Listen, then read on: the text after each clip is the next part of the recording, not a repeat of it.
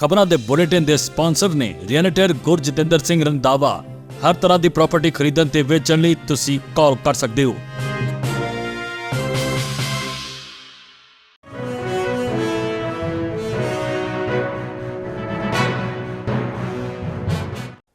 ਸਤਿ ਸ਼੍ਰੀ ਅਕਾਲ, ਤੁਸੀਂ ਵੇਖ ਰਹੇ ਹੋ ਪੰਜਾਬ ਮੇਲ USA TV।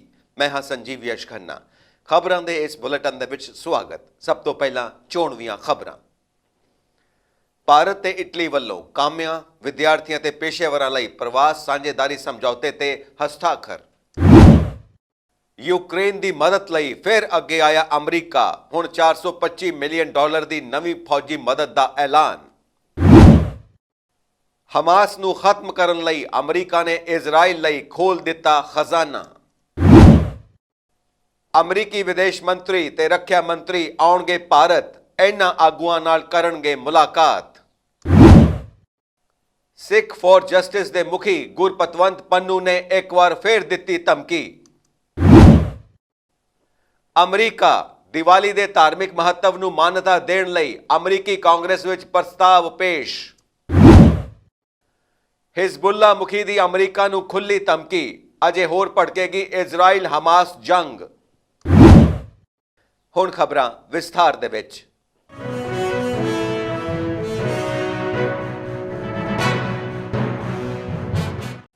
ਭਾਰਤ ਦੇ ਵਿਦੇਸ਼ ਮੰਤਰੀ ਐਸ ਜੈਸ਼ੰਕਰ ਨੇ ਆਪਣੇ ਇਟਲੀ ਦੇ ਹਮਰੁਤਬਾ ਐਂਟੋਨੀ ਤਜ਼ਾਨੀ ਨਾਲ ਵਿਆਪਕ ਤੇ ਲਾਹੇਵੰਦ ਬੈਠਕ ਦੇ ਬਾਅਦ ਕਾਮਿਆਂ, ਵਿਦਿਆਰਥੀਆਂ ਤੇ ਪੇਸ਼ੇਵਰਾਂ ਦੀਆਂ ਨਿਰਵਿਘਨ ਆਵਾਜਾਈ ਨੂੰ ਯਕੀਨੀ ਬਣਾਉਣ ਲਈ ਪ੍ਰਵਾਸ ਸਾਂਝੇਦਾਰੀ ਤੇ ਹਸਤਾਖਰ ਕੀਤੇ ਨੇ।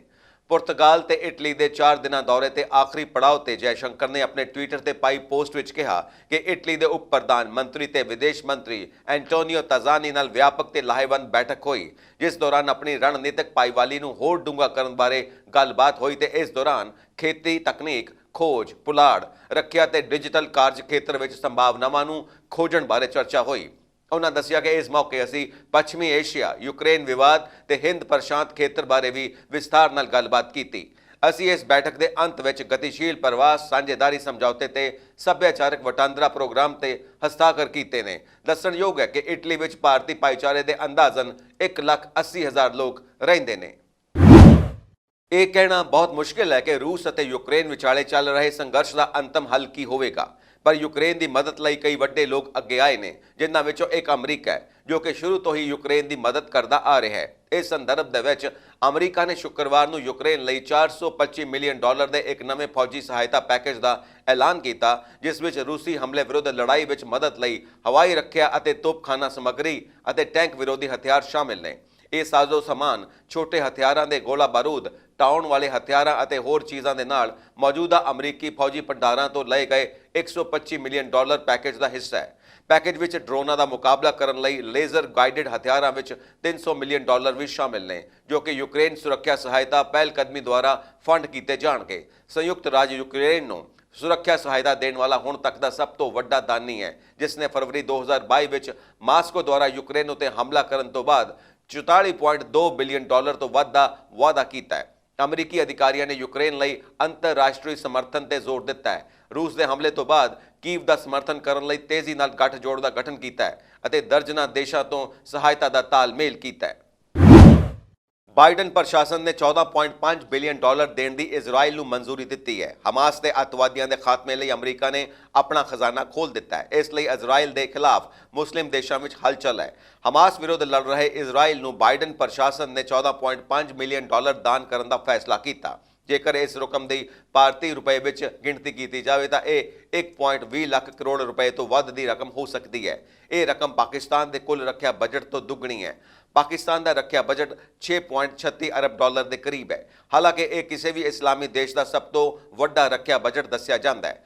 ਬਾਈਡਨ ਪ੍ਰਸ਼ਾਸਨ ਨੇ ਇਜ਼ਰਾਈਲ ਨੂੰ ਇਸ ਤੋਂ ਦੁੱਗਣੀ ਰਕਮ ਦਿੱਤੀ ਹੈ, ਕਿਉਂਕਿ ਇਜ਼ਰਾਈਲ ਮੱਧ ਪੂਰਬ ਵਿੱਚ ਘਿਰਿਆ ਹੋਇਆ ਹੈ। ਇਸ ਲਈ ਨਾ ਸਿਰਫ ਹਮਾਸ ਬਲਕਿ ਪੂਰਾ ਮੱਧ ਪੂਰਬ ਇਸ ਦੇ ਨਾਂ ਤੇ ਨਾ ਅਮਰੀਕਾ ਦੇ ਚੁਰਾਹੇ ਵਿੱਚ ਹੈ। ਨਿਰੀਖਕ ਇੱਥੋਂ ਤੱਕ ਕਹਿੰਦੇ ਨੇ ਕਿ ਅਸੀਂ ਇੱਥੇ ਅਮਰੀਕਾ ਸ਼ਬਦ ਦੀ ਵਰਤੋਂ ਇਸ ਹੱਦ ਤੱਕ ਕੀਤੀ ਹੈ ਕਿ ਅਮਰੀਕਾ ਵਿੱਚ ਕੋਈ ਵੀ ਪ੍ਰਸ਼ਾਸਨ, ਚਾਹੇ ਉਹ ਬਾਈਡਨ ਪ੍ਰਸ਼ਾਸਨ ਹੋਵੇ ਜਾਂ ਡੋਨਾਲਡ ਟਰੰਪ ਦਾ ਪ੍ਰਸ਼ਾਸਨ, ਜੇਕਰ ਉਹ ਸੱਤਾ ਵਿੱਚ ਆਉਂਦਾ ਹੈ ਤਾਂ ਇਜ਼ਰਾਈਲ ਦੀ ਮਦਦ ਕਰਨ ਤੋਂ ਪਿੱਛੇ ਨਹੀਂ ਹਟੇਗਾ। ਜੇ ਰਿਪਬਲਿਕਨ ਆਉਂਦੇ ਨੇ ਤਾਂ ਇਹ ਸਹਾਇਤਾ ਸ਼ਾਇਦ ਹੋਰ ਵੀ ਵੱਧ ਜਾਵੇਗੀ। ਜੇਕਰ ਈਰਾਨ ਸਿੱਧੇ ਤੌਰ ਤੇ ਇਸ ਯੁੱਧ ਵਿੱਚ ਸ਼ਾਮਿਲ ਹੁੰਦਾ ਹੈ ਤਾਂ ਅਮਰੀਕਾ ਕਾਫੀ ਕੰਮ ਕਰ ਸਕਦਾ ਹੈ। ਇੱਕ ਪਾਸੇ ਇਹ ਆਪਣੇ ਕੱਟੜ ਦੁਸ਼ਮਣ ਈਰਾਨ ਨੂੰ ਤਬਾਹ ਕਰ ਸਕਦਾ ਹੈ ਤੇ ਦੂਜੇ ਪਾਸੇ ਉਹ ਮੱਧ ਪੂਰਬ ਵਿੱਚ ਆਪਣੇ ਦਬਦਬੇ ਨੂੰ ਕਾਇਮ ਰੱਖ ਸਕਦਾ ਹੈ। ਹਾਲਾਂਕਿ ਅਮਰੀਕਾ ਲਈ ਇਹ ਆਸਾਨ ਨਹੀਂ ਹੋਵੇਗਾ ਕਿਉਂਕਿ ਈਰਾਨ ਰੂਸ ਦਾ ਮਿੱਤਰ ਹੈ। ਇਹ ਉਸ ਦੀ ਮਦਦ ਕਰ ਸਕਦਾ ਹੈ। ਹਮਾਸ ਦੀ ਲੜਾਈ ਵਿੱਚ ਅਮਰੀਕਾ ਇਜ਼ਰਾਈਲ ਨੂੰ ਵਿਆਪਕ ਸਹਿਯੋਗ ਦੇ ਰਿਹਾ ਹੈ, ਪਰ ਪ੍ਰਤੀਨਿਧੀ ਸਭਾ ਦੇ ਸਪੀਕਰ ਮਾਈਕ ਜੌਨਸਨ ਅੜਿੱਕ ਬਣ ਸਕਦੇ ਨੇ, ਜੋ ਕਿ ਡੈਮੋਕ੍ਰੈਟਿਕ ਪਾਰਟੀ ਅਤੇ ਰਾਸ਼ਟਰਪਤੀ ਬਾਈਡਨ ਲਈ ਸਿੱਧੀ ਚੁਣੌਤੀ ਬਣ ਸਕਦੀ ਹੈ। ਮਾਈਕ ਜੌਨਸਨ ਰਿਪਬਲਿਕਨ ਪਾਰਟੀ ਦੇ ਇੱਕ ਪੈਕੇਜ ਦੀ ਵਕਾਲਤ ਕਰਨ ਲਈ ਸਥਾਪਿਤ ਨਿਯਮਾਂ ਤੋਂ ਪਰੇ ਵੀ ਗਿਆ ਹੈ, ਜੋ ਐਮਰਜੈਂਸੀ ਸਹਾਇਤਾ ਪ੍ਰਦਾਨ ਕਰਨ ਲਈ ਹੋਰ ਸਰਕਾਰੀ ਖਰਚਿਆਂ ਵਿੱਚ ਕਟੌਤੀ ਦੀ ਮੰਗ ਕਰਦਾ ਹੈ। ਇਸ ਲਈ ਸੁਡਾਨ ਵਿੱਚ ਰਿਪਬਲਿਕਨ ਪਾਰਟੀ ਦੀ ਨਵੀਂ ਰੂੜੀਵਾਦੀ ਲੀਡਰਸ਼ਿਪ ਸਾਬਤ ਹੋਈ ਹੈ। ਹੁਣ ਬਿੱਲ ਨੂੰ ਆਮ ਤੌਰ ਤੇ ਦੋ ਪੱਕੀ ਸਮਰਥਨ ਮਿਲਣ ਦੀ ਸੰਭਾਵਨਾ ਸੀ। ਇਸ ਤੇ ਡੈਮੋਕ੍ਰੇਟਸ ਅਤੇ ਰਿਪਬਲਿਕਨ ਵੰਡੇ ਹੋਏ ਨੇ। ਬਾਈਡਨ ਡੈਮੋਕ੍ਰੈਟਿਕ ਪਾਰਟੀ ਨਾਲ ਸੰਬੰਧਿਤ ਨੇ। ਡੈਮੋਕ੍ਰੇਟਸ ਦਾ ਕਹਿਣਾ ਕਿ ਜੇਕਰ ਰਿਪਬਲਿਕਨ ਪ੍ਰਸਤਾਵਾਂ ਤੇ ਬਣੇ ਰਹਿੰਦੇ ਨੇ ਤਾਂ ਇਜ਼ਰਾਈਲ ਨੂੰ ਦਿੱਤੀ ਜਾਣ ਵਾਲੀ ਸਹਾਇਤਾ ਢਿੱਲੀ ਹੋ ਸਕਦੀ ਹੈ, ਜੋ ਕਿ ਇਸ ਪੜਾਅ ਤੇ ਬਰਦਾਸ਼ਤਯੋਗ ਨਹੀਂ ਹੈ। ਇਸ ਲਈ ਭਾਵੇਂ ਰਾਸ਼ਟਰਪਤੀ ਬਾਈਡਨ ਆਪਣੀ ਵੀਟੋ ਸ਼ਕਤੀ ਦੀ ਵਰਤੋਂ ਕਰਦੇ ਨੇ ਅਤੇ ਰਿਪਬਲਿਕਨ ਪ੍ਰਸਤਾਵਿਤ ਸੋਧ ਨੂੰ ਉਡਾ ਦਿੰਦੇ ਨੇ, ਤਾਂ ਇਜ਼ਰਾਈਲ ਨੂੰ ਭਾਰੀ ਸਹਾਇਤਾ ਪ੍ਰਦਾਨ ਕਰਨਾ ਯਕੀਨੀ ਹੈ। ਅਮਰੀਕੀ ਵਿਦੇਸ਼ ਮੰਤਰੀ ਐਂਟਨੀ ਬਲਿੰਕਨ ਅਤੇ ਰੱਖਿਆ ਮੰਤਰੀ ਲੋਇਡ ਆਸਟਿਨ ਇਸ ਮਹੀਨੇ ਨਵੀਂ ਦਿੱਲੀ ਅਤੇ ਆਪਣੇ ਭਾਰਤੀ ਹਮਰੁਤਬਾ ਵਿਦੇਸ਼ ਮੰਤਰੀ ਐਸ ਜੈਸ਼ੰਕਰ ਅਤੇ ਰੱਖਿਆ ਮੰਤਰੀ ਰਾਜਨਾਥ ਸਿੰਘ ਨਾਲ 2+2 ਮੰਤਰੀ ਪੱਧਰੀ ਗੱਲਬਾਤ ਕਰਨਗੇ। ਇਸ ਦੇ ਲਈ ਦੋਵੇਂ ਨੇਤਾ ਭਾਰਤ ਦਾ ਦੌਰਾ ਕਰਨਗੇ। ਅਮਰੀਕੀ ਵਿਦੇਸ਼ ਮੰਤਰਾਲੇ ਨੇ ਇਹ ਜਾਣਕਾਰੀ ਦਿੱਤੀ ਹੈ। ਵਿਦੇਸ਼ ਵਿਭਾਗ ਨੇ ਕਿਹਾ ਕਿ ਐਂਟਨੀ ਬਲਿੰਕਨ 5 ਦੇਸ਼ਾਂ ਦੇ ਦੌਰੇ ਤੇ ਜਾਣਗੇ, ਜਿਸ ਦੀ ਸਮਾਪਤੀ ਇਸ ਮਹੀਨੇ 2+2 ਮੰਤਰੀ ਪੱਧਰ ਦੀ ਵਾਰਤਾ ਵਿੱਚ ਹਿੱਸਾ ਲੈਣ ਲਈ ਭਾਰਤ ਦੀ ਯਾਤਰਾ ਦੌਰਾਨ ਹੋਵੇਗੀ। ਵਿਦੇਸ਼ ਵਿਭਾਗ ਨੇ ਇੱਕ ਬਿਆਨ ਵਿੱਚ ਕਿਹਾ ਕਿ ਬਲਿੰਕਨ ਇਜ਼ਰਾਈਲ, ਜਾਰਡਨ, ਜਾਪਾਨ, ਦੱਖਣੀ ਕੋਰੀਆ ਅਤੇ ਅੰਤ ਵਿੱਚ ਭਾਰਤ ਦੀ ਯਾਤਰਾ ਕਰਨਗੇ। ਭਾਰਤ ਦੌਰੇ ਦੌਰਾਨ ਰੱਖਿਆ ਮੰਤਰੀ ਲੋਇਡ ਆਸਟਿਨ ਵੀ ਉਹਨਾਂ ਦੇ ਨਾਲ ਹੋਣਗੇ। ਵਿਦੇਸ਼ ਮੰਤਰੀ ਰੱਖਿਆ ਮੰਤਰੀਆਂ ਨੂੰ ਮਿਲਣ ਲਈ ਅਮਰੀਕੀ ਵਫਦ ਨੇ ਆਪਣੇ ਬਿਆਨ ਵਿੱਚ ਕਿਹਾ ਕਿ ਅਮਰੀਕੀ ਵਫਦ ਭਾਰਤ ਪ੍ਰਸ਼ਾਂਤ ਖੇਤਰ ਵਿੱਚ ਦੁਵੱਲੇ ਅਤੇ ਗਲੋਬਲ ਚਿੰਤਾਵਾਂ ਅਤੇ ਵਿਕਾਸ ਬਾਰੇ ਚਰਚਾ ਕਰਨ ਲਈ ਵਿਦੇਸ਼ ਮੰਤਰੀ ਐਸ ਜੈਸ਼ੰਕਰ ਅਤੇ ਰੱਖਿਆ ਮੰਤਰੀ ਰਾਜਨਾਥ ਸਿੰਘ ਅਤੇ ਹੋਰ ਸੀਨੀਅਰ ਭਾਰਤੀ ਅਧਿਕਾਰੀਆਂ ਨਾਲ ਮੁਲਾਕਾਤ ਕਰੇਗਾ। ਬਲਿੰਕਨ ਇਜ਼ਰਾਈਲ ਦੌਰੇ ਲਈ ਰਵਾਨਾ ਹੋਣਗੇ। ਪਤਾ ਲੱਗਾ ਕਿ ਬਲਿੰਕਨ ਵੀਰਵਾਰ ਨੂੰ ਤੇਲ ਅਵੀਵ ਲਈ ਰਵਾਨਾ ਹੋ ਰਹੇ ਨੇ। ਇੱਥੇ ਉਹ ਅੰਤਰਰਾਸ਼ਟਰੀ ਮਾਨਵਤਾਵਾਦੀ ਕਾਨੂੰਨ ਦੇ ਤਹਿਤ ਅੱਤਵਾਦ ਵਿਰੁੱਧ ਆਪਣੀ ਰੱਖਿਆ ਕਰਨ ਦੇ ਇਜ਼ਰਾਈਲ ਦੇ ਅਧਿਕਾਰ ਲਈ ਅਮਰੀਕੀ ਸਮਰਥਨ ਨੂੰ ਦੁਹਰਾਉਣਗੇ। ਇਸ ਦੌਰਾਨ ਬਲਿੰਕਨ ਇਜ਼ਰਾਈਲ, ਵੈਸਟ ਬੈਂਕ ਅਤੇ ਗਾਜ਼ਾ ਵਿੱਚ ਅਮਰੀਕੀ ਨਾਗਰਿਕਾਂ ਦੀ ਸੁਰੱਖਿਆ ਲਈ ਯਤਨਾਂ ਬਾਰੇ ਚਰਚਾ ਕਰਨਗੇ। ਵਿਦੇਸ਼ ਵਿਭਾਗ ਵੱਲੋਂ ਦਿੱਤੀ ਗਈ ਜਾਣਕਾਰੀ ਮੁਤਾਬਿਕ ਐਂਟਨੀ ਬਲਿੰਕਨ ਆਪਣੀ 5 ਦੇਸ਼ਾਂ ਦੀ ਯਾਤਰਾ ਦੌਰਾਨ ਜਾਪਾਨ ਦੀ ਰਾਜਧਾਨੀ ਟੋਕੀਓ ਵੀ ਜਾਣਗੇ। ਟੋਕੀਓ ਵਿੱਚ ਉਹ ਇਸ ਸਾਲ ਦੀ ਦੂਜੀ G7 ਵਿਦੇਸ਼ ਮੰਤਰੀਆਂ ਦੀ ਮੀਟਿੰਗ ਵਿੱਚ ਸ਼ਾਮਿਲ ਹੋਣਗੇ, ਜਿੱਥੇ ਸਮੂਹ ਦੇ ਵਿਦੇਸ਼ ਮੰਤਰੀ G7 ਹੀਰੋਸ਼ੀਮਾ ਸੰਮੇਲਨ ਵਿੱਚ ਨੇਤਾਵਾਂ ਦੁਆਰਾ ਕੀਤੀਆਂ ਗਈਆਂ ਵਚਨਬੱਧਤਾਵਾਂ ਤੇ ਕੰਮ ਕਰਨਗੇ। ਬਲਿੰਕਨ G7 ਦੀ ਸਫਲ ਪ੍ਰਧਾਨਗੀ ਲਈ ਜਾਪਾਨ ਦਾ ਧੰਨਵਾਦ ਵੀ ਕਰੇਗਾ। ਸਿੱਖ ਫॉर ਜਸਟਿਸ ਦੇ ਮੁਖੀ ਗੁਰਪਤਵੰਤ ਪੰਨੂ ਨੇ ਇੱਕ ਵਾਰ ਫਿਰ ਧਮਕੀ ਦਿੱਤੀ ਹੈ। ਇਸ ਵਾਰ ਉਸਨੇ 에ਅਰ ਇੰਡੀਆ ਨੂੰ ਟਾਰਗੇਟ ਕੀਤਾ ਹੈ। ਪੰਨੂ ਨੇ ਇੱਕ ਵੀਡੀਓ ਜਾਰੀ ਕਰਦਿਆਂ ਸਿੱਖਾਂ ਨੂੰ ਸੁਚੇਤ ਕੀਤਾ ਕਿ 19 ਨਵੰਬਰ ਤੋਂ ਉਹ 에ਅਰ ਇੰਡੀਆ ਦੀ ਉਡਾਨ ਵਿੱਚ ਸਫ਼ਰ ਨਾ ਕਰਨ, ਕਿਉਂਕਿ ਉਹਨਾਂ ਦੀ ਜਾਨ ਨੂੰ ਖਤਰਾ ਹੋ ਸਕਦਾ ਹੈ। ਉਸਨੇ ਕਿਹਾ ਕਿ ਉਹ 에ਅਰ ਇੰਡੀਆ ਨੂੰ ਉਡਾਨ ਨਹੀਂ ਭਰਨ ਦੇਣਗੇ। ਉਸਨੇ ਕਿਹਾ ਕਿ ਭਾਰਤ ਨੂੰ ਸਾਡਾ ਇਹ ਸੁਨੇਹਾ ਹੈ ਕਿ ਇੰਦਰਾ ਗਾਂਧੀ ਇੰਟਰਨੈਸ਼ਨਲ 에ਅਰਪੋਰਟ 19 ਨਵੰਬਰ ਨੂੰ ਬੰਦ ਰਹੇਗਾ। ਉਹ ਇਹਨਾਂ ਦਿਨੇ ਜਦੋਂ ਵਰਲਡ ਟੈਰਰ ਕੈਂਪ ਦਾ ਫਾਈਨਲ ਵੀ ਹੈ, ਦੁਨੀਆ ਵਿੱਚ ਦੱਸ ਦਿੱਤਾ ਜਾਵੇਗਾ ਕਿ ਭਾਰਤ ਨੇ ਸਿੱਖਾਂ ਦੀ ਨਸਲਕੁਸ਼ੀ ਕੀਤੀ ਸੀ। ਪੰਨੂ ਨੇ ਕਿਹਾ ਕਿ ਜਦੋਂ ਪੰਜਾਬ ਆਜ਼ਾਦ ਕਰਵਾਇਆ ਜਾਵੇਗਾ ਤਾਂ ਇੰਦਰਾ ਗਾਂਧੀ ਇੰਟਰਨੈਸ਼ਨਲ 에ਅਰਪੋਰਟ ਦਾ ਨਾਮ ਬਦਲ ਕੇ ਸ਼ਹੀਦ ਬੇਅੰਤ ਸਿੰਘ ਤੇ ਸ਼ਹੀਦ ਸਤਵੰਤ ਸਿੰਘ ਖਾਲਿਸਤਾਨ 에ਅਰਪੋਰਟ ਰੱਖਿਆ ਜਾਵੇਗਾ। ਉਸਨੇ ਕਿਹਾ ਕਿ ਆਜ਼ਾਦੀ ਦੀਆਂ ਜੰਗਾਂ ਜਨੂਨ ਨਾਲ ਜਿੱਤੀਆਂ ਜਾਂਦੀਆਂ ਨੇ ਤੇ ਪੰਜਾਬ ਨੂੰ ਆਜ਼ਾਦ ਕਰਵਾਉਣ ਦੀ ਜੰਗ ਖਾਲਿਸਤਾਨ ਰੈਫਰੈਂਡਮ ਰਾਹੀਂ ਸ਼ੁਰੂ ਹੋ ਚੁੱਕੀ ਹੈ। ਭਾਰਤੀ ਹਕੂਮਤ ਦੀਆਂ ਤੋਪਾਂ ਅਤੇ ਟੈਂਕ ਇਸ ਆਜ਼ਾਦੀ ਨੂੰ ਰੋਕ ਨਹੀਂ ਸਕਦੇ, ਕਿਉਂਕਿ ਗੁਰੂ ਸਾਹਿਬ ਨੇ ਇੱਕ ਸਿੱਖ ਨੂੰ 1.25 ਲੱਖ ਦੇ ਨਾਲ ਲੜਨ ਲਈ ਬਣਾਇਆ ਹੈ। ਪੰਨੂ ਨੇ ਇਹ ਵੀ ਧਮਕੀ ਦਿੱਤੀ ਕਿ ਅਸੀਂ ਆਰਥਿਕ ਪੱਖੋਂ ਭਾਰਤ ਦਾ ਲੱਕ ਤੋੜ ਦੇਵਾਂਗੇ। ਭਾਰਤੀ ਅਮਰੀਕੀ ਕਾਂਗਰਸ ਮੈਂਬਰ ਰਾਜਾ ਕ੍ਰਿਸ਼ਨਾਮੂਰਤੀ ਨੇ ਸ਼ੁੱਕਰਵਾਰ ਨੂੰ ਅਮਰੀਕੀ ਕਾਂਗਰਸ ਵਿੱਚ ਰੋਸ਼ਨੀਆਂ ਦੇ ਤਿਉਹਾਰ ਦੀਵਾਲੀ ਦੇ ਧਾਰਮਿਕ ਅਤੇ ਇਤਿਹਾਸਕ ਮਹੱਤਵ ਨੂੰ ਮਾਨਤਾ ਦਿੰਦੇ ਹੋਏ ਇੱਕ ਮਤਾ ਦੁਆਰਾ ਪੇਸ਼ ਕੀਤਾ। ਰੋਸ਼ਨੀ ਦਾ ਤਿਉਹਾਰ ਮੂਲ ਭਾਰਤੀਆਂ ਦੇ 30 ਲੱਖ ਤੋਂ ਵੱਧ ਅਮਰੀਕੀਆਂ ਦੇ ਨਾਲ-ਨਾਲ ਦੁਨੀਆ ਭਰ ਦੇ ਲੱਖਾਂ ਲੋਕਾਂ ਦੁਆਰਾ ਮਨਾਇਆ ਜਾਂਦਾ ਹੈ, ਜਿਸ ਵਿੱਚ ਹਿੰਦੂ, ਸਿੱਖ ਅਤੇ ਜੈਨ ਸ਼ਾਮਿਲ ਨੇ। ਕ੍ਰਿਸ਼ਨਮੂਰਤੀ ਨੇ ਕਿਹਾ ਕਿ ਦੀਵਾਲੀ ਦੁਨੀਆ ਭਰ ਅਤੇ ਅਮਰੀਕਾ ਵਿੱਚ ਮਨਾ ਰਹੇ ਲੱਖਾਂ ਸਿੱਖਾਂ, ਜੈਨੀਆਂ ਅਤੇ ਹਿੰਦੂਆਂ ਲਈ ਧੰਨਵਾਦ ਦੇ ਨਾਲ-ਨਾਲ ਹਨੇਰੇ ਉੱਤੇ ਰੋਸ਼ਨੀ ਦੀ ਜਿੱਤ ਅਤੇ ਬੁਰਾਈ ਉੱਤੇ ਚੰਗਿਆਈ ਦੀ ਜਿੱਤ ਦਾ ਜਸ਼ਨ ਹੈ। ਉਹਨਾਂ ਕਿਹਾ ਕਿ ਦੀਵਾਲੀ ਦੇ ਇਤਿਹਾਸਕ ਅਤੇ ਧਾਰਮਿਕ ਮਹੱਤਵ ਨੂੰ ਪਛਾਣਦਿਆਂ ਮਤਾ ਇਸ ਮਹੱਤਵਪੂਰਨ ਮੌਕੇ ਤੇ ਭਾਰਤੀ ਅਮਰੀਕੀਆਂ ਅਤੇ ਦੁਨੀਆ ਭਰ ਦੇ ਭਾਰਤੀ ਪ੍ਰਵਾਸੀਆਂ ਲਈ ਡੂੰਘਾ ਸਤਿਕਾਰ ਪ੍ਰਗਟ ਕਰਦਾ ਹੈ। ਕ੍ਰਿਸ਼ਨਾਮੂਰਤੀ ਨੇ ਕਿਹਾ, ਮੈਨੂੰ ਦੀਵਾਲੀ ਦੇ ਅਥਾਹ ਧਾਰਮਿਕ, ਸੱਭਿਆਚਾਰਕ ਅਤੇ ਇਤਿਹਾਸਕ ਮਹੱਤਵ ਨੂੰ ਮਾਨਤਾ ਦੇਣ ਲਈ ਇਹ ਦੋ ਪੱਕੀ ਮਤਾ ਪੇਸ਼ ਕਰਨ ਦਾ ਹੀ ਮਾਣ ਹੈ। ਉਸ ਨੇ ਇੱਕ ਵੀਡੀਓ ਸੰਦੇਸ਼ ਵਿੱਚ ਕਿਹਾ, ਮੈਂ ਉਹਨਾਂ ਸਾਰੇ ਪਰਿਵਾਰਾਂ ਨੂੰ ਸੁਰੱਖਿਅਤ ਅਤੇ ਖੁਸ਼ਹਾਲ ਦੀਵਾਲੀ ਦੀ ਸ਼ੁਭ ਕਾਮਨਾਵਾਂ ਦਿੰਦਾ ਹਾਂ ਜੋ ਆਪਣੇ ਘਰਾਂ ਵਿੱਚ ਦੀਵੇ ਜਗਾਉਣ ਲਈ ਇਕੱਠੇ ਹੁੰਦੇ ਨੇ ਅਤੇ ਸਾਰਿਆਂ ਲਈ ਚੰਗੀ ਸਿਹਤ ਅਤੇ ਸ਼ਾਂਤੀ ਲਈ ਪ੍ਰਾਰਥਨਾ ਕਰਦੇ ਨੇ। ਇਜ਼ਰਾਈਲ ਤੇ ਹੋਏ ਹਮਲਿਆਂ ਨੂੰ ਲੈ ਕੇ ਹਿਜ਼ਬੁੱਲਾ ਚੀਫ ਹਸਨ ਨਸਰੁੱਲਾ ਨੇ ਆਪਣੀ ਚੁੱਪੀ ਤੋੜੀ ਹੈ। ਨਸਰੁੱਲਾ ਨੇ ਕਿਹਾ ਕਿ ਹਮਾਸ ਨੇ ਵੀ ਇਸ ਹਮਲੇ ਨੂੰ ਅੰਜਾਮ ਦਿੱਤਾ ਹੈ। ਉਸ ਨੇ ਕਿਹਾ ਕਿ ਇਹ 100% ਫਿਲਿਸਤੀਨੀ ਫੈਸਲਾ ਸੀ ਅਤੇ ਖੁਫੀਆ ਤਰੀਕੇ ਨਾਲ ਅੰਜਾਮ ਦਿੱਤਾ ਗਿਆ ਸੀ। ਲੈਬਨਾਨ ਦੇ ਅੱਤਵਾਦੀ ਸਮੂਹ ਹਿਜ਼ਬੁੱਲਾ ਦੇ ਨੇਤਾ ਨੇ ਕਿਹਾ ਕਿ ਉਸ ਦੀ ਮਲੀਸ਼ੀਆ ਇਜ਼ਰਾਈਲ ਹਮਾਸ ਜੰਗ ਤੋਂ ਦੂਰ ਰਹਿਣ ਲਈ ਅਮਰੀਕਾ ਦੀਆਂ ਚੇਤਾਵਨੀਆਂ ਤੋਂ ਡਰਨ ਲਈ ਨਹੀਂ ਹੈ। ਟੈਲੀਵਿਜ਼ਨ ਤੇ ਪ੍ਰਸਾਰਿਤ ਭਾਸ਼ਣ ਵਿੱਚ ਹਸਨ ਨਸਰੁੱਲਾ ਨੇ ਖੇਤਰ ਵਿੱਚ ਅਮਰੀਕਾ ਦੀ ਫੌਜੀ ਤਾਇਨਾਤੀ ਦਾ ਜ਼ਿਕਰ ਕਰਦੇ ਹੋਏ ਕਿਹਾ ਕਿ ਭੂਮੱਧ ਸਾਗਰ ਵਿੱਚ ਤੁਹਾਡੇ ਬੇੜੇ ਸਾਨੂੰ ਡਰਾ ਨਹੀਂ ਸਕਣਗੇ। ਹਿਜ਼ਬੁੱਲਾ ਸਾਰੇ ਬਦਲਾਂ ਲਈ ਤਿਆਰ ਹੈ। ਨਸਰੁੱਲਾ ਨੇ ਕਿਹਾ ਕਿ ਉਸ ਦੀ ਤਾਕਤਵਰ ਮਲੀਸ਼ੀਆ ਸਰਹੱਦ ਤੇ ਇਜ਼ਰਾਈਲ ਨਾਲ ਬੇਮਿਸਾਲ ਲੜਾਈ ਵਿੱਚ ਜੁਟੀ ਹੋਈ ਹੈ। ਉਸ ਨੇ ਖੇਤਰ ਵਿੱਚ ਸੰਘਰਸ਼ ਹੋਰ ਤੇਜ਼ ਕਰਨ ਦੀ ਧਮਕੀ ਵੀ ਦਿੱਤੀ। ਭਾਸ਼ਣ ਵਿੱਚ ਨਸਰੁੱਲਾ ਨੇ ਇਹ ਵੀ ਐਲਾਨ ਨਹੀਂ ਕੀਤਾ ਕਿ ਹਿਜ਼ਬੁੱਲਾ ਪੂਰੀ ਤਰ੍ਹਾਂ ਨਾਲ ਇਜ਼ਰਾਈਲ ਹਮਾਸ ਜੰਗ ਵਿੱਚ ਸ਼ਾਮਿਲ ਹੋ ਰਿਹਾ ਹੈ। ਭਾਸ਼ਣ ਤੋਂ ਬਾਅਦ ਲੈਬਨਾਨ ਦਾ ਰਾਜਧਾਨੀ ਬੈਰੂਤ ਵਿੱਚ ਮੌਜੂਦੀ ਲੋਕਾਂ ਨੂੰ ਗੋਲੀਆਂ ਚਲਾ ਕੇ ਖੁਸ਼ੀ ਮਨਾਈ। ਇੱਕ ਅਮਰੀਕੀ ਖੁਫੀਆ ਰਿਪੋਰਟ ਇਜ਼ਰਾਈਲ ਨੂੰ ਥੋੜਾ ਪਰੇਸ਼ਾਨ ਕਰ ਸਕਦੀ ਹੈ। ਅਮਰੀਕੀ ਖੁਫੀਆ ਅਧਿਕਾਰੀਤ ਮੁਤਾਬਿਕ रूस का निजी फौजी ग्रुप वैगनर लेबनानी अतवादी संगठन हिजबुल्ला नाल हाथ मिला सकता है। खुफिया जानकारी अनुसार यह रूसी किराए के फौजी हिजबुल्ला नूं हमास खिलाफ इजराइल की जंग में दूजा मोर्चा खोलण विच मदद कर सकते हैं। रिपोर्ट में दावा किया गया कि वैगनर इस लेबनानी अतवादी संगठन नूं एक हवाई रखिया प्रणाली मुहैया करवाउण की योजना बना रहा है। अमरीकी खुफिया विभाग का हवाला देते हुए अखबार वॉल स्ट्रीट जर्नल ने लिखा कि वैगनर ग्रुप हिजबुल्ला नूं रूस का खतरनाक S-22 सिस्टम देने की योजना बना रहा है। यह सिस्टम एयरक्राफ्ट नूं रोकण लई एंटी एयरक्राफ्ट मिसाइलां अते एयर डिफेंस गन की वरतों करता है। एक बेनाम अमरीकी अधिकारी मुताबिक अजे तक इस गल की पुष्टि नहीं हुई कि सिस्टम भेजा गया है जां नहीं। अधिकारी वैगनर फौजियां अते हिजबुल्ला विचकार गलबात ते नज़र रख रहे हैं। इस सिस्टम की डिलीवरी उन्होंने लिए वड्डी चिंता का विषय हो सकती है। वैगनार के फौजियों ने सीरिया में महत्वपूर्ण भूमिका निभाई सी। इत्थे उन्होंने देश के नेता राष्ट्रपति बशर अल असद नूं मजबूत करने में बहुत मदद की सी। असद रूसी राष्ट्रपति व्लादिमीर पुतिन का अहम सहयोगी है।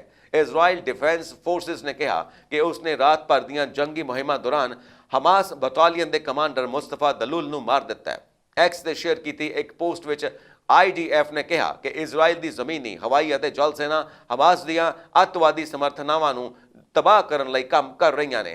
मुस्तफा दलूल ने IDF बलों खिलाफ लड़ाई के दिशा निर्देश दिते सन ਅਤੇ ਉਹ ਹਮਾਸ ਦੀ ਗਾਜ਼ਾ ਸਿਟੀ ਬ੍ਰਿਗੇਡ ਵਿੱਚ ਮੁੱਖ ਅਹੁਦਿਆਂ ਤੇ ਕਾਬਿਜ਼ ਰਿਹਾ ਸੀ। ਕੈਨੇਡਾ ਦੀ ਸੰਸਦ ਵਿੱਚ ਹਿੰਦੂ ਫੋਬੀਆ ਖਿਲਾਫ ਪਟੀਸ਼ਨ ਦਾਇਰ ਕੀਤੇ ਜਾਣ ਤੋਂ ਅਗਲੇ ਹੀ ਦਿਨ ਬ੍ਰੰਟ ਅਤੇ ਹੈਰੋ ਦੇ ਵਿਧਾਇਕ ਕੋਰੂਪੇਸ਼ ਹਿਰਾਨੀ ਨੇ ਲੰਡਨ ਅਸੈਂਬਲੀ ਵਿੱਚ ਹਿੰਦੂ ਫੋਬੀਆ ਖਿਲਾਫ ਮਤਾ ਪੇਸ਼ ਕੀਤਾ ਹੈ। ਸਦਨ ਵਿੱਚ ਆਪਣੇ ਸੰਬੋਧਨ ਦੌਰਾਨ ਹਿਰਾਨੀ ਨੇ ਕਿਹਾ ਕਿ ਇੰਗਲੈਂਡ ਅਤੇ ਵੇਲਜ਼ ਵਿੱਚ ਅਪਰਾਧ ਸਰਵੇਖਣ ਦੇ ਨਤੀਜਿਆਂ ਮੁਤਾਬਿਕ ਹਿੰਦੂ ਧਾਰਮਿਕ ਤੌਰ ਤੇ ਨਿਸ਼ਾਨਾ ਬਣਾਉਣ ਵਾਲਾ ਦੂਜਾ ਸਭ ਤੋਂ ਵੱਡਾ ਭਾਈਚਾਰਾ ਹੈ ਅਤੇ ਪੁਲਿਸ ਵੀ ਹਿੰਦੂਆਂ ਖਿਲਾਫ ਨਫ਼ਰਤੀ ਅਪਰਾਧਾਂ ਦੀਆਂ ਘਟਨਾਵਾਂ ਨੂੰ ਗੰਭੀਰਤਾ ਨਾਲ ਨਹੀਂ ਲੈਂਦੀ। ਇਸ ਲਈ ਲੰਡਨ ਅਸੈਂਬਲੀ ਨੇ ਇਸ ਦਿਸ਼ਾ ਵਿੱਚ ਗੰਭੀਰਤਾ ਨਾਲ ਸੋਚਣਾ ਸ਼ੁਰੂ ਕਰ ਦਿੱਤਾ ਹੈ ਅਤੇ ਅਸੈਂਬਲੀ ਵੱਲੋਂ ਕਿਹਾ ਗਿਆ ਕਿ ਮੈਟਰੋਪੋਲੀਟਨ ਪੁਲਿਸ ਨੂੰ ਇਸ ਮਾਮਲੇ ਵਿੱਚ ਕਮਿਊਨਿਟੀ ਲੀਡਰਾਂ ਨਾਲ ਮਿਲ ਕੇ ਕੰਮ ਕਰਨਾ ਚਾਹੀਦਾ ਹੈ ਤਾਂ ਜੋ ਉਹਨਾਂ ਨੂੰ ਨਫ਼ਰਤੀ ਅਪਰਾਧਾਂ ਵਿਰੁੱਧ ਸ਼ਿਕਾਇਤ ਕਰਨ ਲਈ ਜਾਗਰੂਕ ਕੀਤਾ ਜਾ ਸਕੇ। ਆਪਣੇ ਪ੍ਰਸਤਾਵ ਵਿੱਚ ਹਿਰਾਨੀ ਨੇ ਕਿਹਾ ਕਿ ਲੰਡਨ ਵਿੱਚ ਹਿੰਦੂ ਫੋਬੀਆ ਲਈ ਕੋਈ ਥਾਂ ਨਹੀਂ ਹੈ, ਪਰ ਇਸ ਦੇ ਬਾਵਜੂਦ ਪਿਛਲੇ ਕੁਝ ਮਹੀਨਿਆਂ ਵਿੱਚ ਹਿੰਦੂਆਂ ਵਿਰੁੱਧ ਅਪਰਾਧ ਦੀਆਂ ਘਟਨਾਵਾਂ ਵਿੱਚ ਵਾਧਾ ਹੋਇਆ ਹੈ। ਅਸੈਂਬਲੀ ਵਿੱਚ ਇਹ ਵੀ ਚਰਚਾ ਕੀਤੀ ਗਈ ਕਿ ਲੰਡਨ ਦੇ ਗ੍ਰਹਿ ਵਿਭਾਗ ਅਨੁਸਾਰ 2022-23 ਵਿੱਚ ਹਿੰਦੂਆਂ ਵਿਰੁੱਧ ਅਪਰਾਧ ਦੀਆਂ 291 ਘਟਨਾਵਾਂ ਦਰਜ ਕੀਤੀਆਂ ਗਈਆਂ ਨੇ ਅਤੇ ਇਹ ਇੰਗਲੈਂਡ ਅਤੇ ਵੇਲਜ਼ ਵਿੱਚ ਅਪਰਾਧ ਦੀਆਂ ਕੁੱਲ ਘਟਨਾਵਾਂ ਦਾ 3% ਬਣਦੀ ਹੈ। ਇਜ਼ਰਾਈਲ ਦੇ ਪ੍ਰਧਾਨ ਮੰਤਰੀ ਬੈਂਜਾਮਿਨ ਨੇਤਨਯਾਹੂ ਨੇ ਸ਼ੁੱਕਰਵਾਰ ਨੂੰ ਗਾਜ਼ਾ ਨੂੰ ਵਧੇਰੇ ਸਹਾਇਤਾ ਪਹੁੰਚਾਉਣ ਅਤੇ ਨਾਗਰਿਕਾਂ ਦੀ ਸੁਰੱਖਿਆ ਦੀ ਆਗਿਆ ਲਈ ਮਨੁੱਖਤਾ ਦੇ ਆਧਾਰ ਤੇ ਕੁਝ ਸਮੇਂ ਲਈ ਰੁਕਣ ਲਈ ਵਧ ਰਹੇ ਅਮਰੀਕੀ ਦਬਾਅ ਅੱਗੇ ਝੁਕਣ ਤੋਂ ਇਨਕਾਰ ਕਰ ਦਿੱਤਾ ਹੈ ਅਤੇ ਜ਼ੋਰ ਦੇ ਕੇ ਕਿਹਾ ਕਿ ਜਦੋਂ ਤੱਕ ਹਮਾਸ 240 ਬੰਦਕਾਂ ਨੂੰ ਰਿਹਾ ਨਹੀਂ ਕਰ ਦਿੰਦਾ ਉਦੋਂ ਤੱਕ ਕੋਈ ਅਸਥਾਈ ਜੰਗਬੰਦੀ ਨਹੀਂ ਹੋਵੇਗੀ। ਅਮਰੀਕਾ ਦੇ ਵਿਦੇਸ਼ ਮੰਤਰੀ ਐਂਟਨੀ ਬਲਿੰਕਨ ਨੇ ਯੁੱਧ ਸ਼ੁਰੂ ਹੋਣ ਤੋਂ ਬਾਅਦ ਤੀਜੀ ਵਾਰ ਇਜ਼ਰਾਈਲ ਦਾ ਦੌਰਾ ਕੀਤਾ ਹੈ। उसने दक्षिणी इजराइल ਵਿੱਚ 7 ਅਕਤੂਬਰ ਦੇ ਬੇਰਹਿਮ ਹਮਲੇ ਤੋਂ ਬਾਅਦ ਹਮਾਸ ਨੂੰ ਕੁਚਲਣ ਲਈ ਇਜ਼ਰਾਈਲ ਦੀ ਮੁਹਿੰਮ ਲਈ ਆਪਣਾ ਸਮਰਥਨ ਦੁਹਰਾਇਆ। ਉਸਨੇ ਡੂੰਘੇ ਹੋ ਰਹੇ ਮਨੁੱਖੀ ਸੰਕਟ ਨਾਲ ਨਜਿੱਠਣ ਲਈ ਜੰਗ ਵਿੱਚ ਕੁਝ ਸਮੇਂ ਦੇ ਵਿਰਾਮ ਲਈ ਅਮਰੀਕੀ ਰਾਸ਼ਟਰਪਤੀ ਜੋ ਬਾਈਡਨ ਦੇ ਸੱਦੇ ਨੂੰ ਵੀ ਦੁਹਰਾਇਆ। ਇਜ਼ਰਾਈਲੀ ਬੰਬ ਧਮਾਕਿਆਂ ਅਤੇ ਜ਼ਮੀਨੀ ਹਮਲਿਆਂ ਕਾਰਨ ਫਿਲਿਸਤੀਨ ਵਿੱਚ ਵੱਧ ਰਹੀ ਮੌਤਾਂ ਅਤੇ ਡੂੰਘੇ ਮਨੁੱਖੀ ਸੰਕਟ ਨੂੰ ਲੈ ਕੇ ਚਿੰਤਾਵਾਂ ਵੱਧ ਗਈਆਂ ਨੇ। ਹਸਪਤਾਲਾਂ ਦਾ ਕਹਿਣਾ ਹੈ ਕਿ ਇਜ਼ਰਾਈਲ ਦੀ ਘੇਰਾਬੰਦੀ ਕਾਰਨ ਦਵਾਈਆਂ ਅਤੇ ਬਾਲਣ ਦੀ ਘਾਟ ਕਾਰਨ ਉਹਨਾਂ ਦੇ ਸਿਸਟਮ ਢਹਿ ਢੇਰੀ ਹੋਣ ਦੀ ਕਗਾਰ ਤੇ ਨੇ। ਸੰਯੁਕਤ ਰਾਸ਼ਟਰ ਨੇ ਸ਼ੁੱਕਰਵਾਰ ਨੂੰ ਕਿਹਾ ਕਿ ਗਾਜ਼ਾ ਦੇ ਲਗਭਗ 1.5 ਮਿਲੀਅਨ ਲੋਕਾਂ ਯਾਨੀ 70% ਆਬਾਦੀ ਨੂੰ ਆਪਣੇ ਘਰ ਛੱਡ ਕੇ ਭੱਜਣਾ ਪਿਆ ਹੈ। ਇਜ਼ਰਾਈਲ ਹਮਾਸ ਯੁੱਧ ਦੇ ਦੌਰਾਨ ਦੇਸ਼ ਦੇ ਨਵੇਂ ਮਜ਼ਬੂਤ ਭੂਮੀਗਤ ਬਲੱਡ ਬੈਂਕ ਨੇ ਆਪਣਾ ਕੰਮ ਸ਼ੁਰੂ ਕਰ ਦਿੱਤਾ ਹੈ। ਇਸ ਦੇ ਕਰਮਚਾਰੀ ਆਪਣੇ ਸਾਜ਼ੋ ਸਮਾਨ ਨੂੰ ਜ਼ਮੀਨ-ਦੋਜ਼ ਬੰਕਰ ਵਿੱਚ ਲੈ ਗਏ ਨੇ ਅਤੇ ਜਾਨਾਂ ਬਚਾਉਣੀਆਂ ਸ਼ੁਰੂ ਕਰ ਦਿੱਤੀਆਂ ਨੇ। ਅਸਲ ਵਿੱਚ ਤੈਲ ਅਵੀਵ ਦੇ ਨੇੜੇ ਰਾਮਲਾ ਵਿੱਚ Marcus national blood service centre ਦਾ ਉਦਘਾਟਨ ਹੋਣਾ ਸੀ, ਪਰ ਇਸ ਤੋਂ ਕੁਝ ਸਮਾਂ ਪਹਿਲਾਂ ਹੀ ਹਮਾਸ ਅਤੇ ਇਜ਼ਰਾਈਲ ਵਿਚਾਲੇ ਖੂਨੀ ਸੰਘਰਸ਼ ਸ਼ੁਰੂ ਹੋ ਗਿਆ। ਇਹ ਸਪਸ਼ਟ ਹੈ ਕਿ ਉਹ ਪਲ ਆ ਗਿਆ ਹੈ ਜਿਸ ਲਈ ਅਸੀਂ ਇਸ ਸੰਸਥਾ ਨੂੰ ਸ਼ੁਰੂ ਕੀਤਾ ਸੀ। ਡਾਕਟਰ ਇਲੀਅਟ ਸ਼ੀਨਰ ਲੋਕ ਮੈਡਨ ਡੇਵਿਡ ਐਡਮ ਦੇ ਨੈਸ਼ਨਲ ਬਲੱਡ ਸਰਵਿਸਿਜ਼ ਡਿਵੀਜ਼ਨ ਦੇ ਡਾਇਰੈਕਟਰ ਨੇ ਕਿਹਾ। ਸ਼ਾਈਨਰ ਨੇ ਕਿਹਾ ਕਿ ਕੇਂਦਰ ਨੇ ਹਮਾਸ ਦੇ ਹਮਲਿਆਂ ਤੋਂ ਬਾਅਦ ਦੇ ਦਿਨਾਂ ਵਿੱਚ ਹਜ਼ਾਰਾਂ ਯੂਨਿਟ ਖੂਨ ਮੁਹੱਈਆ ਕਰਵਾਇਆ ਹੈ। ਅਸੀਂ ਉਹਨਾਂ ਨੂੰ ਲੋੜੀਂਦੀ ਅਤੇ ਹਰ ਚੀਜ਼ ਪ੍ਰਦਾਨ ਕਰਨ ਲਈ ਬਹੁਤ ਸਖਤ ਮਿਹਨਤ ਕੀਤੀ ਹੈ। ਸਾਡੇ ਬਹੁਤ ਸਾਰੇ ਲੋਕ ਜ਼ਖਮੀ ਹੋਏ ਸਨ ਅਤੇ ਉਹਨਾਂ ਦਾ ਇਲਾਜ ਕਰਨਾ ਪਿਆ ਸੀ। ਉਸ ਨੇ ਕਿਹਾ ਕਿ ਕੇਂਦਰ ਨੇ ਕਿ ਪਿਛਲਾ ਬਲੱਡ ਬੈਂਕ ਜੋ ਕਿ 1980 ਵਿੱਚ ਬਣਾਇਆ ਗਿਆ ਸੀ, ਜੰਗ ਦੇ ਸਮੇਂ ਵਿੱਚ ਦੇਸ਼ ਦੀਆਂ ਲੋੜਾਂ ਨੂੰ ਪੂਰਾ ਕਰਨ ਦੇ ਯੋਗ ਨਹੀਂ ਸੀ। 2014 ਵਿੱਚ ਹਮਾਸ ਦੇ ਖਿਲਾਫ ਇਜ਼ਰਾਈਲ ਦੀ ਤੀਜੀ ਜੰਗ ਤੋਂ ਬਾਅਦ ਜਦੋਂ ਰਾਕੇਟ ਤੈਲ ਅਵੀਵ ਅਤੇ ਹੋਰ ਵੱਡੇ ਸ਼ਹਿਰਾਂ ਵਿੱਚ ਪਹੁੰਚ ਗਏ ਤਾਂ ਇੱਕ ਵਧੇਰੇ ਸੁਰੱਖਿਅਤ ਸਹੂਲਤ ਬਣਾਉਣ ਦੀ ਜ਼ਰੂਰਤ ਬਾਰੇ ਚਰਚਾ ਸ਼ੁਰੂ ਹੋਈ। ਰਾਕੇਟ ਕੇਂਦਰ ਦੇ ਨੇੜੇ ਉੱਡ ਰਹੇ ਸਨ, ਇਸ ਲਈ ਕੇਂਦਰ ਵਿੱਚ ਕਿਸੇ ਵੀ ਹੋਰ ਸਥਾਨ ਨੂੰ ਮਾਰਿਆ ਜਾ ਸਕਦਾ ਸੀ। ਮੋਸ਼ੇ ਨਿਓਵਿਚ ਪ੍ਰੋਜੈਕਟ ਇੰਜੀਨੀਅਰ ਅਤੇ ਇਜ਼ਰਾਈਲ ਵਿੱਚ ਅਮਰੀਕੀ friends of Megan David Adam ਦੇ ਪ੍ਰਤੀਨਿਧੀ ਨੇ ਕਿਹਾ, ਪਹਿਲਾਂ ਹਰ ਵਾਰ ਜਦੋਂ ਇਜ਼ਰਾਈਲ ਤੇ ਰਾਕੇਟ ਦਾਗੇ ਜਾਂਦੇ ਸਨ, ਟੀਮ ਨੂੰ ਕੰਮ ਜਾਰੀ ਰੱਖਣ ਲਈ ਸਾਜ਼ੋ ਸਮਾਨ ਨੂੰ ਬੰਕਰ ਵਿੱਚ ਲਿਜਾਣਾ ਪੈਂਦਾ ਸੀ। ਹੁਣ ਉਹ ਨਿਰਵਿਘਨ ਕੰਮ ਕਰ ਸਕਦੇ ਨੇ। ਉਸ ਨੇ ਕਿਹਾ, ਨਵੀਂ ਸਟੀਲ ਅਤੇ ਕੰਕਰੀਟ ਦੀ ਇਮਾਰਤ ਇਜ਼ਰਾਈਲ ਦੁਆਰਾ ਦਾਨ ਕੀਤੇ ਗਏ ਸਾਰੇ ਖੂਨ ਨੂੰ ਸੁਰੱਖਿਅਤ ਰੱਖਦੀ ਹੈ। ਇਮਾਰਤ ਵਿੱਚ ਇੱਕ ਆਵਾਜਾਈ ਕੇਂਦਰ, ਇੱਕ ਅਣੂ ਪ੍ਰਯੋਗਸ਼ਾਲਾ, ਇੱਕ 에ਅਰ ਫਿਲਟਰੀਨੇਸ਼ਨਲ ਸਿਸਟਮ ਹੈ ਜੋ ਕਰਮਚਾਰੀਆਂ ਨੂੰ ਘਟਨਾ ਵਿੱਚ ਕੰਮ ਕਰਨ ਲਈ ਜਾਰੀ ਰੱਖਣ ਦੀ ਇਜਾਜ਼ਤ ਦਿੰਦਾ ਹੈ, ਰਸਾਇਣਕ ਜਾਂ ਜੈਵਿਕ ਯੁੱਧ ਦਾ ਅਤੇ ਇੱਕ ਸੁਰੱਖਿਅਤ ਕਮਰਾ ਹੈ ਜੋ ਗੰਭੀਰ ਮਿਜ਼ਾਈਲਾਂ ਖਤਰਿਆਂ ਤੋਂ ਸੁਰੱਖਿਆ ਪ੍ਰਦਾਨ ਕਰਦਾ ਹੈ। ਅਮਰੀਕਾ ਦੀ ਰਿਪਬਲਿਕਨ ਪਾਰਟੀ ਤੋਂ ਰਾਸ਼ਟਰਪਤੀ ਅਹੁਦੇ ਦੇ ਉਮੀਦਵਾਰ ਬਣਨ ਦੀ ਦੌੜ ਵਿੱਚ ਸ਼ਾਮਿਲ ਭਾਰਤੀ ਮੂਲ ਦੇ ਵਿਵੇਕ ਰਾਮਾਸਵਾਮੀ ਨੇ ਕਿਹਾ ਕਿ ਹਮਾਸ ਨੂੰ ਖਤਮ ਕਰਨ ਲਈ ਇਜ਼ਰਾਈਲ ਨੂੰ ਆਪਣੀ ਪੂਰੀ ਤਾਕਤ ਵਰਤਣੀ ਚਾਹੀਦੀ ਹੈ। ਰਾਮਾਸਵਾਮੀ ਮੁਤਾਬਕ ਹਮਾਸ ਦੇ 100 ਨੇਤਾਵਾਂ ਦੇ ਸਿਰ ਕਲਮ ਕੀਤੇ ਜਾਣ ਅਤੇ ਉਹਨਾਂ ਨੂੰ ਗਾਜ਼ਾ ਸਰਹੱਦ ਤੇ ਫਾਂਸੀ ਦਿੱਤੀ ਜਾਵੇ। ਇਹ ਕਾਰਵਾਈ ਇਸ ਗੱਲ ਦਾ ਪ੍ਰਤੀਕ ਹੋਵੇਗੀ ਕਿ ਇਜ਼ਰਾਈਲ ਤੇ 7 ਅਕਤੂਬਰ ਵਰਗਾ ਹਮਲਾ ਦੁਬਾਰਾ ਨਹੀਂ ਹੋਵੇਗਾ। ਇਸ ਦੇ ਇਲਾਵਾ ਇਜ਼ਰਾਈਲ ਨੂੰ ਆਪਣੀ ਸਰਹੱਦੀ ਸੁਰੱਖਿਆ ਮਜ਼ਬੂਤ ਕਰਨੀ ਚਾਹੀਦੀ ਹੈ। ਰਾਮਾਸਵਾਮੀ ਬੀਤੇ ਦਿਨੀ ਰਿਪਬਲਿਕਨ ਯਹੂਦੀ ਕੋਲੀਸ਼ਨ ਨੂੰ ਨਵਾਡਾ ਸੂਬੇ ਦੇ ਸ਼ਹਿਰ ਲਾਸ ਵੇਗਾਸ ਵਿੱਚ ਸੰਬੋਧਨ ਕਰ ਰਹੇ ਸਨ। ਉਹਨਾਂ ਕਿਹਾ ਕਿ ਮੈਨੂੰ ਪੂਰਾ ਭਰੋਸਾ ਹੈ ਕਿ ਜੇਕਰ ਇਜ਼ਰਾਈਲ ਡਿਫੈਂਸ ਫੋਰਸਿਸ ਨੂੰ ਮੌਕਾ ਮਿਲਦਾ ਹੈ ਤਾਂ ਉਹ ਇਕੱਲੇ ਇਜ਼ਰਾਈਲ ਦੀ ਰੱਖਿਆ ਕਰ ਸਕਦਾ ਹੈ ਅਤੇ ਮੈਂ ਨਿੱਜੀ ਤੌਰ ਤੇ ਇਸ ਆਪਰੇਸ਼ਨ ਦੀ ਸਫਲਤਾ ਦੀ ਕਾਮਨਾ ਕਰਦਾ। ਇਜ਼ਰਾਈਲ ਨੂੰ ਆਪਣੀ ਰੱਖਿਆ ਕਰਨ ਅਤੇ ਆਪਣੇ ਬਚਾਓ ਲਈ ਲੜਨ ਦਾ ਪੂਰਾ ਅਧਿਕਾਰ ਹੈ। ਮੇਟਾ ਦੇ CEO ਮਾਰਕ ਜ਼ੁਕਰਬਰਗ ਦੀ ਸ਼ੁੱਕਰਵਾਰ ਨੂੰ ਸਰਜਰੀ ਹੋਈ। ਹਾਲ ਹੀ ਵਿੱਚ ਮਿਕਸਡ ਮਾਰਸ਼ਲ ਆਰਟਸ ਮੁਕਾਬਲੇ ਦੀ ਤਿਆਰੀ ਦੌਰਾਨ ਉਸ ਨੂੰ ਗੋਡੇ ਤੇ ਸੱਟ ਲੱਗ ਗਈ ਸੀ।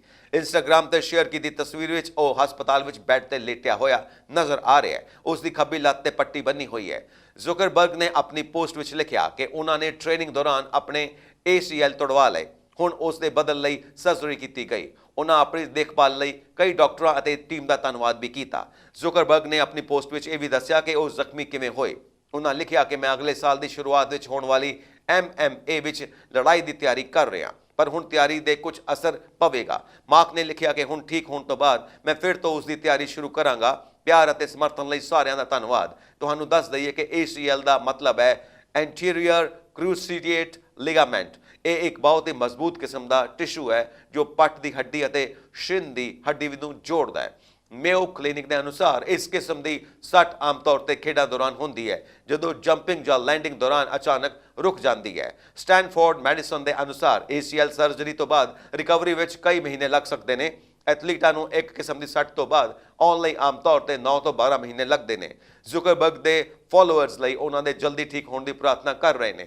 ਇੱਕ ਯੂਜ਼ਰ ਨੇ ਲਿਖਿਆ ਕਿ ਹੁਣ ਇਹ ਸੁਣਨ ਦੀ ਵਿੱਚ ਆਇਆ ਕਿ ਉਹਨਾਂ ਦਾ ਦਰਦ ਘੱਟ ਹੋ ਰਿਹਾ ਹੈ, ਤੁਸੀਂ ਜਲਦੀ ਠੀਕ ਹੋ ਜਾਓ। ਦੂਜੇ ਨੇ ਲਿਖਿਆ ਜਲਦੀ ਠੀਕ ਹੋ ਜਾਓ। ਧਿਆਨਯੋਗ ਹੈ ਕਿ ਮਾਰਕ ਜ਼ੁਕਰਬਰਗ ਬ੍ਰਾਜ਼ੀਲ ਦੇ ਜਿਊ-ਜਿਤਸੂ ਵਿੱਚ ਸਿਖਲਾਈ ਪ੍ਰਾਪਤ ਕਰਦਾ ਹੈ। ਇਹ ਇੱਕ ਸਵੈ ਰੱਖਿਆ ਮਾਰਸ਼ਲ ਆਰਟ ਹੈ। ਉਹ 1 ਸਾਲ ਤੋਂ ਵੱਧ ਸਮੇਂ ਤੋਂ ਇਸ ਨਾਲ ਜੁੜਿਆ ਹੋਇਆ ਹੈ ਅਤੇ ਇੱਕ ਸ਼ੌਕੀਨ ਟੂਰਨਾਮੈਂਟ ਜਿੱਤ ਚੁੱਕਾ ਹੈ। ਇਸ ਸਾਲ ਜੁਲਾਈ ਵਿੱਚ ਉਸ ਦੇ ਕੋਚ ਨੇ ਉਸ ਨੂੰ ਬ੍ਰਾਜ਼ੀਲ ਦੇ ਜਿਊ-ਜਿਤਸੂ ਵਿੱਚ ਬਲੂ ਬੈਲਟ ਦਿੱਤੀ ਸੀ। ਪਿਛਲੇ ਮਹੀਨੇ ਜ਼ੁਕਰਬਰਗ ਨੇ ਇੰਸਟਾਗ੍ਰਾਮ ਤੇ ਇੱਕ ਸੈਲਫੀ ਪੋਸਟ ਕੀਤੀ ਜਿਸ ਵਿੱਚ ਉਸ ਦਾ ਚਿਹਰਾ ਸੁੱਜਿਆ ਹੋਇਆ ਸੀ ਅਤੇ ਉਸ ਦੇ ਚਿਹਰੇ ਤੇ ਅੱਖਾਂ ਦੇ ਹੇਠਾਂ ਅਤੇ ਨੱਕ ਤੇ ਕਈ ਤਰ੍ਹਾਂ ਦੇ ਝਰੀਟਾਂ ਦੇ ਨਿਸ਼ਾਨ ਸਨ।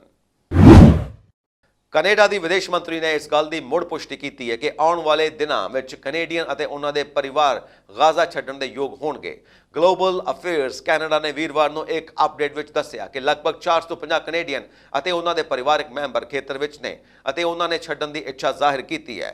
ਮੈਲੇਨੀ ਜੋਲੀ ਨੇ ਵੀਰਵਾਰ ਦੇਰ ਰਾਤ ਸੋਸ਼ਲ ਮੀਡੀਆ ਦੇ ਪਲੇਟਫਾਰਮ ਐਕਸ ਤੇ ਇੱਕ ਅਪਡੇਟ ਜਾਰੀ ਕਰਦਿਆਂ ਕਿਹਾ ਕਿ ਉਹਨਾਂ ਨੇ ਇਸ ਮਾਮਲੇ ਵਿੱਚ ਇਜ਼ਰਾਈਲ ਵਿੱਚ ਆਪਣੇ ਹਮਰੁਤਬਾ ਐਲੀ ਕੋਹੇਨ ਨਾਲ ਗੱਲਬਾਤ ਕੀਤੀ। ਜੋਲੀ ਨੇ ਕਿਹਾ ਕਿ ਉਹਨਾਂ ਨੂੰ ਮਿਸਰ ਵੱਲੋਂ ਵੀ ਸਹਿਯੋਗ ਮਿਲਣ ਦੀ ਪੁਸ਼ਟੀ ਮਿਲੀ ਹੈ। ਬੁੱਧਵਾਰ ਤੋਂ ਰਫਾ ਕ੍ਰਾਸਿੰਗ ਰਾਹੀਂ ਵਿਦੇਸ਼ੀ ਨਾਗਰਿਕਾਂ ਦੇ ਗਾਜ਼ਾ ਵਿੱਚੋਂ ਨਿਕਲਣ ਦੀ ਸਿਲਸਿਲਾ ਸ਼ੁਰੂ ਕਰ ਦਿੱਤਾ ਜਾਵੇਗਾ, ਪਰ ਉਹਨਾਂ ਵਿੱਚ ਕੈਨੇਡੀਅਨ ਨਾਗਰਿਕ ਸ਼ਾਮਿਲ ਨਹੀਂ ਨੇ। ਗਲੋਬਲ ਅਫੇਅਰਸ ਕੈਨੇਡਾ ਦੇ ਅਧਿਕਾਰੀਆਂ ਦਾ ਕਹਿਣਾ ਹੈ ਕਿ ਉਹ ਜੰਗੀ ਖੇਤਰ ਤੋਂ ਕੈਨੇਡੀਅਨਸ ਨੂੰ ਕੱਢਣ ਲਈ ਦਿਨ ਰਾਤ ਕੰਮ ਕਰ ਰਹੇ ਨੇ। ਵਿਭਾਗ ਨੇ ਉੱਥੇ ਮੌਜੂਦ ਕੈਨੇਡੀਅਨਸ ਨੂੰ ਆਪਣੇ ਦਸਤਾਵੇਜ਼ ਤਿਆਰ ਰੱਖਣ ਲਈ ਕਿਹਾ ਤਾਂ ਕਿ ਜਦੋਂ ਵੀ ਕੈਨੇਡਾ ਨੂੰ ਸੂਚਿਤ ਕੀਤਾ ਜਾਵੇ ਕਿ ਲੋਕ ਸਰਹੱਦ ਪਾਰ ਕਰ ਸਕਦੇ ਨੇ ਤਾਂ ਲੋਕ ਰਵਾਨਾ ਹੋਣ ਲਈ ਤਿਆਰ ਬਰ ਤਿਆਰ ਹੋਣ। ਜੋਲੀ ਨੇ ਕਿਹਾ ਕਿ ਗਲੋਬਲ ਅਫੇਅਰਸ ਕੈਨੇਡਾ ਨਵੀਨਤਮ ਜਾਣਕਾਰੀ ਲਈ ਕੈਨੇਡੀਅਨਸ ਨਾਲ ਸਿੱਧਾ ਸੰਪਰਕ ਕਰੇਗਾ। ਦੱਸਣਯੋਗ ਹੈ ਕਿ ਬੀਤੀ 7 ਅਕਤੂਬਰ ਨੂੰ ਹਮਾਸ ਵੱਲੋਂ ਇਜ਼ਰਾਈਲ ਤੇ ਕੀਤੇ ਸ਼ੁਰੂਆਤੀ ਹਮਲੇ ਵਿੱਚ 1400 ਲੋਕ ਮਾਰੇ ਗਏ ਸਨ। ਇਸ ਤੋਂ ਇਲਾਵਾ ਹਮਾਸ ਵੱਲੋਂ ਲਗਭਗ 240 ਬੰਦਕਾਂ ਨੂੰ ਇਜ਼ਰਾਈਲ ਤੋਂ ਗਾਜ਼ਾ ਲਿਆਂਦਾ ਗਿਆ ਸੀ। ਗਾਜ਼ਾ ਦੇ ਹਮਾਸ ਦੁਆਰਾ ਚਲਾਏ ਜਾ ਰਹੇ ਸਿਹਤ ਮੰਤਰਾਲੇ ਦਾ ਦਾਅਵਾ ਕੀਤਾ ਕਿ ਇਜ਼ਰਾਈਲ ਦੀ ਜਵਾਬੀ ਫੌਜੀ ਕਾਰਵਾਈ ਵਿੱਚ 9000 ਤੋਂ ਵੱਧ ਫਿਲਿਸਤੀਨੀ ਮਾਰੇ ਗਏ ਨੇ।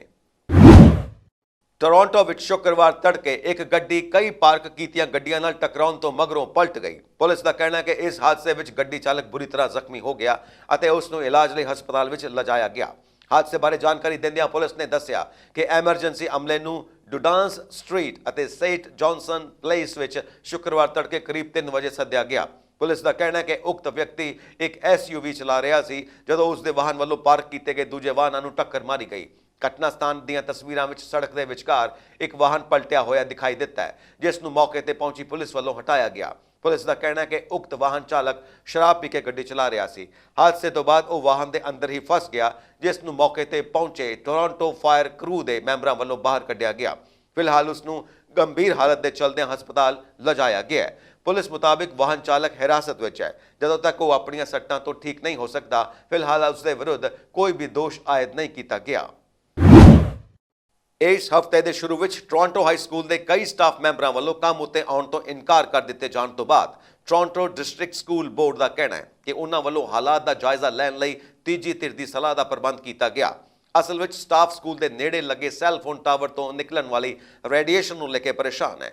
ਨਾਰਥ ਯੋਰਕ ਦੇ William Leone Mackenzie collegiate institute ਦੇ ਪ੍ਰਿੰਸੀਪਲ ਸਿੰਥੀਆ ਨਿਗਵੇਨ ਨੇ ਬੁੱਧਵਾਰ ਸਵੇਰੇ ਇਹਨਾਂ ਹਾਲਾਤ ਤੋਂ ਸਕੂਲ ਕਮਿਊਨਿਟੀ ਨੂੰ ਜਾਣੂ ਕਰਵਾਇਆ।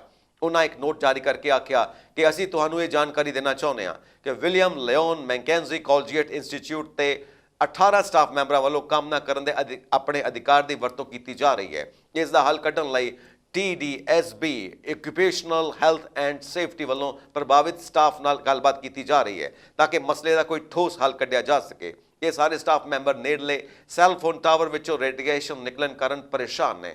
ਉਹਨਾਂ ਨੂੰ ਡਰ ਹੈ ਕਿ ਇਸ ਨਾਲ ਸਾਰਿਆਂ ਦੀ ਸਿਹਤ ਤੇ ਸੇਫਟੀ ਨੂੰ ਖਤਰਾ ਹੋ ਸਕਦਾ ਹੈ। ਵੀਰਵਾਰ ਨੂੰ TDSB ਦੇ ਬੁਲਾਰੇ ਰਾਇਨ ਬਰਡ ਨੇ ਪੁਸ਼ਟੀ ਕੀਤੀ ਕਿ ਮਾਮਲੇ ਦੀ ਅਗਾਂਹ ਹੋਰ ਜਾਂਚ ਕਰਨ ਤੋਂ ਭਰੋਸਾ ਦਿੱਤੇ ਜਾਣ ਤੋਂ ਬਾਅਦ 18 ਸਟਾਫ ਮੈਂਬਰ ਕੰਮ ਉੱਤੇ ਪਰਤ ਆਏ ਨੇ। ਉਹਨਾਂ ਆਖਿਆ ਕਿ ਇਹ ਟਾਵਰ ਸਕੂਲ ਦੇ ਨੇੜੇ ਜ਼ਰੂਰ ਸਥਿਤ ਹੈ, ਪਰ ਇਹ TDSB ਦੀ ਸੰਪਤੀ ਉੱਤੇ ਸਥਿਤ ਨਹੀਂ ਹੈ। ਇੱਕ ਸਰਵੇਖਣ ਵਿੱਚ ਇਹ ਪਾਏ ਜਾਣ ਤੋਂ ਬਾਅਦ ਕਿ ਕੈਨੇਡਾ ਤੇ ਅਮਰੀਕਾ ਵਿੱਚ ਹਰ 3 ਟੀਨੇਜਰ ਵਿੱਚੋਂ ਇੱਕ ਦਾ ਇਹ ਮੰਨਣਾ ਹੈ ਕਿ ਹੋਲੋਕਾਸਟ ਮਨਘੜਤ ਸੀ, ਉਸ ਨੂੰ ਵਧਾ ਚੜਾ ਕੇ ਦੱਸਿਆ ਜਾਂਦਾ ਹੈ ਤੇ ਜਾਂ ਫਿਰ ਅਜਿਹਾ ਕੁਝ ਵਾਪਰਿਆ ਹੀ ਨਹੀਂ ਹੋ ਸਕਦਾ। ਉਸ ਤੋਂ ਬਾਅਦ ਓਨਟਾਰੀਓ ਨੇ ਹਾਈ ਸਕੂਲ ਵਿਦਿਆਰਥੀਆਂ ਲਈ ਹੋਲੋਕਾਸਟ ਦੇ ਵਿਸ਼ੇ ਨੂੰ ਪਾਠਕ੍ਰਮ ਵਿੱਚ ਲਾਜ਼ਮੀ ਕਰਨ ਦਾ ਫੈਸਲਾ ਕੀਤਾ। ਇਹ ਤਬਦੀਲੀਆਂ ਗ੍ਰੇਡ 10 ਦੇ ਇਤਿਹਾਸ ਦੇ ਕੋਰਸ ਵਿੱਚ ਕੀਤੀਆਂ ਜਾਣਗੀਆਂ। ਇਸ ਪਾਠਕ੍ਰਮ ਵਿੱਚ ਫਾਸੀਵਾਦ 1930 ਤੇ 1940 ਵਿੱਚ ਯਹੂਦੀਆਂ ਦੇ ਖਿਲਾਫ ਚੱਲੀ ਲਹਿਰ ਤੇ ਕੈਨੇਡਾ ਵਿੱਚ ਇਸ ਦੇ ਸਮਕਾਲੀ ਪ੍ਰਭਾਵਾਂ ਨੂੰ ਵੀ ਸ਼ਾਮਿਲ ਕੀਤਾ ਜਾਵੇਗਾ। ਇਹ ਤਬਦੀਲੀਆਂ ਸਤੰਬਰ 2025 ਵਿੱਚ ਪਾਠਕ੍ਰਮ ਵਿੱਚ ਸ਼ਾਮਿਲ ਕੀਤੀਆਂ ਜਾ ਸਕਦੀਆਂ ਨੇ।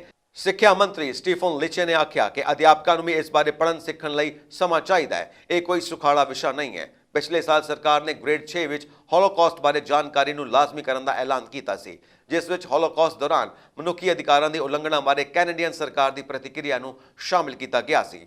ਪ੍ਰੋਵਿੰਸ ਵੱਲੋਂ ਕਮਿਊਨਿਟੀ ਪਾਰਟਨਰਸ਼ਿਪ ਲਈ $6,50,000 ਵੀ ਨਿਵੇਸ਼ ਕੀਤੇ ਜਾਣਗੇ ਤਾਂ ਕਿ ਵਿਦਿਆਰਥੀਆਂ ਦੇ ਐਜੂਕੇਟਰਸ ਨੂੰ ਟ੍ਰੇਨਿੰਗ ਵਾਸਤੇ ਸਰੋਤ ਮੁਹੱਈਆ ਕਰਵਾਏ ਜਾ ਸਕਣ। ਇਸ ਵਿੱਚ ਗ੍ਰੇਡ 5 ਤੇ 8 ਲਈ ਐਂਟੀ ਸੈਮਿਟਿਜ਼ਮ ਕਲਾਸਰੂਮ ਟੂਲ ਕਿਟ ਦੇ ਟ੍ਰੇਨਿੰਗ ਆਦਿ ਵੀ ਸ਼ਾਮਿਲ ਹੋਣਗੇ। ਪਾਕਿਸਤਾਨ ਦੇ ਪੰਜਾਬ ਸੂਬੇ ਦੇ ਮੀਆਂਵਾਲੀ 에ਅਰਬੇਸ ਤੇ ਸ਼ਨੀਵਾਰ ਸਵੇਰੇ ਅਚਾਨਕ ਅੱਤਵਾਦੀ ਹਮਲਾ ਹੋ ਗਿਆ। ਹਥਿਆਰਬੰਦ ਆਤਮਘਾਤੀ ਹਮਲਾਵਰ ਹਵਾਈ ਸੈਨਾ ਦੇ ਟ੍ਰੇਨਿੰਗ ਬੇਸ ਵਿੱਚ ਦਾਖਲ ਹੋ ਗਏ। 에ਅਰਬੇਸ ਵਿੱਚ ਅੱਤਵਾਦੀਆਂ ਨੇ ਗੋਲੀਆਂ ਅਤੇ ਧਮਾਕਿਆਂ ਨਾਲ ਤਾਬੜਤੋੜ ਹਮਲਾ ਕਰ ਦਿੱਤਾ। ਤਹਿਰੀਕ-ਏ-ਜਿਹਾਦ ਪਾਕਿਸਤਾਨ ਨੇ ਇਸ ਹਮਲੇ ਦੀ ਜ਼ਿੰਮੇਵਾਰੀ ਲਈ ਹੈ। ਅੱਤਵਾਦੀ ਪੌੜੀਆਂ ਰਾਹੀਂ ਕੰਧ ਟੱਪ ਕੇ 에ਅਰਬੇਸ ਅੰਦਰ ਦਾਖਲ ਹੋਏ ਸਨ। ਮੀਆਂਵਾਲੀ ਪਾਕਿਸਤਾਨ ਦਾ ਮੁੱਖ 에ਅਰਬੇਸ ਹੈ, ਜਿੱਥੇ F-16 ਪਾਇਲਟਾਂ ਨੂੰ ਸਿਖਲਾਈ ਦਿੱਤੀ ਜਾਂਦੀ ਹੈ। ਪਾਕਿਸਤਾਨ ਨਿਊਜ਼ ਏਜੰਸੀ ਦੁਆਰਾ ਹਵਾਈ ਸੈਨਾ ਨੇ ਕਿਹਾ ਕਿ ਸਾਡੇ ਜਵਾਨਾਂ ਨੇ ਸਮੇਂ ਤੇ ਇੱਕ ਵੱਡੇ ਹਮਲੇ ਨੂੰ ਨਾਕਾਮ ਕਰ ਦਿੱਤਾ। ਅੰਤਿਮ ਕਾਰਵਾਈ 에ਅਰਬੇਸ ਦੇ ਅੰਦਰ ਅਤੇ ਆਲੇ ਦੁਆਲੇ ਕੀਤੀ ਗਈ ਹੈ। ਇਸ ਵਿੱਚ 9 ਅੱਤਵਾਦੀ ਮਾਰੇ ਗਏ ਨੇ।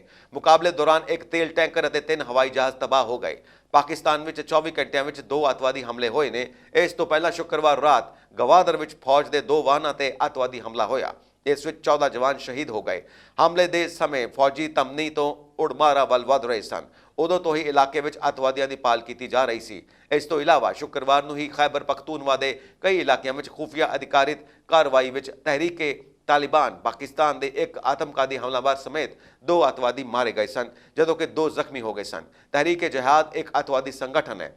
ਮਾਮਲੇ ਦੇ ਮਾਹਿਰ ਇਸ ਨੂੰ ਰਹੱਸਮਈ ਸੰਗਠਨ ਕਹਿੰਦੇ ਨੇ। ਇਹ ਕਾਰਨ ਹੈ ਕਿ ਇਸ ਬਾਰੇ ਜ਼ਿਆਦਾ ਜਾਣਕਾਰੀ ਉਪਲਬਧ ਨਹੀਂ ਹੈ। ਤਹਿਰੀਕ-ਏ-ਜਿਹਾਦ ਇਸ ਤੋਂ ਪਹਿਲਾਂ ਚਮਨ, ਬੋਲਾਨ, ਸਵਾਦ ਖੇਤਰ, ਕਾਬਲ ਅਤੇ ਲੱਕੀ ਮਾਰੂਤ ਵਿੱਚ ਹਮਲਿਆਂ ਦੀ ਜ਼ਿੰਮੇਵਾਰੀ ਲੈ ਚੁੱਕਾ ਹੈ। ਪਾਕਿਸਤਾਨ ਵਿੱਚ ਪੋਲੀਓ ਵਾਇਰਸ ਇੱਕ ਵਾਰ ਫਿਰ ਤੇਜ਼ੀ ਨਾਲ ਫੈਲ ਰਿਹਾ ਹੈ। ਸਿਹਤ ਮੰਤਰਾਲੇ ਨੇ ਵੀਰਵਾਰ ਨੂੰ ਪੁਸ਼ਟੀ ਕੀਤੀ ਕਿ ਸਿੰਧ ਦੇ ਅਧਿਕਾਰੀ ਉੱਤੇ ਵਾਤਾਵਰਣ ਦੇ ਨਮੂਨਿਆਂ ਵਿੱਚ ਪੋਲੀਓ ਵਾਇਰਸ ਪਾਏ ਜਾਣ ਤੋਂ ਬਾਅਦ ਚਿੰਤਤ ਨੇ। ਸਿਹਤ ਮੰਤਰਾਲੇ ਨੇ ਬੁਲਾਰੇ ਅਨੁਸਾਰ ਇਹ ਵਾਇਰਸ ਜੈਨੇਟਿਕ ਤੌਰ ਤੇ ਅਫਗਾਨਿਸਤਾਨ ਵਿੱਚ ਪੋਲੀਓ ਵਾਇਰਸ ਕਲਸਟਰ ਨਾਲ ਜੁੜਿਆ ਹੋਇਆ ਹੈ। ਪਾਕਿਸਤਾਨ ਦੇ ਕਾਰਜਕਾਰੀ ਸਿਹਤ ਮੰਤਰੀ ਡਾਕਟਰ ਨਦੀਮ ਜਾਨ ਨੇ ਕਿਹਾ ਕਿ ਪੋਲੀਓ ਦੇ ਖਾਤਮੇ ਲਈ ਐਮਰਜੈਂਸੀ ਆਧਾਰ ਤੇ ਕਾਰਵਾਈ ਕੀਤੀ ਜਾ ਰਹੀ ਹੈ। ਪੋਲੀਓ ਮੁਹਿੰਮ ਦੌਰਾਨ ਨਦੀਮ ਜਾਨ ਨੇ ਮਾਪਿਆਂ ਨੂੰ ਅਪੀਲ ਕੀਤੀ ਕਿ ਉਹ ਆਪਣੇ ਬੱਚਿਆਂ ਨੂੰ ਪੋਲੀਓ ਬੂੰਦਾਂ ਪਿਲਾ ਕੇ ਹਮੇਸ਼ਾ ਲਈ ਅਪੰਗ ਹੋਣ ਤੋਂ ਬਚਾਉਣ। 30 ਅਕਤੂਬਰ ਨੂੰ ਸੀਵਰੇਜ ਸਿਸਟਮ ਵਿੱਚ ਜੰਗਲੀ ਪੋਲੀਓ ਵਾਇਰਸ ਟਾਈਪ 1 ਪਾਏ ਜਾਣ ਤੋਂ ਬਾਅਦ ਸੋਮਵਾਰ ਤੋਂ ਪਾਕਿਸਤਾਨ ਵਿੱਚ 5 ਦਿਨਾਂ ਲਈ ਵਿਸ਼ੇਸ਼ ਪੋਲੀਓ ਵਿਰੋਧੀ ਟੀਕਾਕਰਨ ਮੁਹਿੰਮ ਸ਼ੁਰੂ ਹੋ ਗਈ ਹੈ। ਸੀਵਰੇਜ ਦੇ ਨਮੂਨਿਆਂ ਦੀ ਵਾਤਾਵਰਣ ਦੀ ਨਿਗਰਾਨੀ ਤੋਂ ਜੰਗਲੀ ਪੋਲੀਓ ਵਾਇਰਸ ਟਾਈਪ 1 ਦੀ ਮੌਜੂਦਗੀ ਦਾ ਖੁਲਾਸਾ ਹੋਣ ਤੋਂ ਬਾਅਦ 4 ਸੂਬਿਆਂ ਦੇ 31 ਜ਼ਿਲ੍ਹਿਆਂ ਵਿੱਚ ਇੱਕ 5 ਰੋਜ਼ਾ ਵਿਸ਼ੇਸ਼ ਪੋਲੀਓ ਵਿਰੋਧੀ ਟੀਕਾਕਰਨ ਮੁਹਿੰਮ ਚਲਾਈ ਗਈ। ਸੂਤਰਾਂ ਅਨੁਸਾਰ ਪ੍ਰਕੋਪ ਪ੍ਰਤੀਕਿਰਿਆ ਆਪਰੇਸ਼ਨ 4 ਸੂਬਿਆਂ ਵਿੱਚ 6 ਪ੍ਰਕੋਪ ਖੇਤਰਾਂ ਵਿੱਚ 3 ਪੜਾਵਾਂ ਵਿੱਚ ਕੀਤਾ ਜਾਵੇਗਾ। ARY ਨਿਊਜ਼ ਦੀਆਂ ਰਿਪੋਰਟਾਂ ਅਨੁਸਾਰ ਪੂਰੀ ਮੁਹਿੰਮ ਦੌਰਾਨ 5 ਸਾਲਾਂ ਤੋਂ ਘੱਟ ਉਮਰ ਦੇ 10 ਮਿਲੀਅਨ ਤੋਂ ਵੱਧ ਬੱਚਿਆਂ ਨੂੰ ਵੈਕਸੀਨ ਦੇ ਨਾਲ ਵਿਟਾਮਿਨ A ਦੀ ਪੂਰਕ ਖੁਰਾਕ ਦਿੱਤੀ ਜਾਵੇਗੀ।